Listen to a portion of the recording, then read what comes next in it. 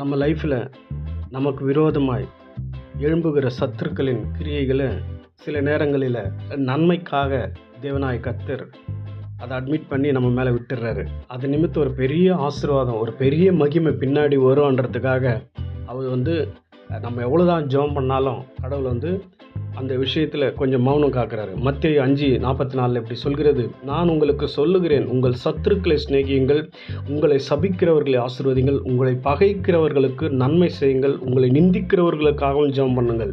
இப்படி செய்வதனால் நீங்கள் பரலோகத்தில் இருக்கிற உங்கள் பிதாவுக்கு புத்திரராயிருப்பீர்கள். அவர் தீயோர் மேலும் நல்லோர் மேலும் தமது சூரியனை உதிக்க பண்ணி நீதியுள்ளவர்கள் மேலும் அநீதியுள்ளவர்கள் மேலும் மழையை பெய்ய பண்ணுகிறார். ஆகையால் பரலோகத்தில் இருக்கிற உங்கள் பிதா பூரண சற்குணராய் இருக்கிறது போல நீங்களும் பூரண சற்குணராய் இருக்க கடவர்கள் என்று தான் இருக்க வேண்டும் என்று தான் நம்மை அப்படி ஒரு நிலையில் விடுறார். அது நமக்கு பெரிய மகிமை கொண்டு வரும்.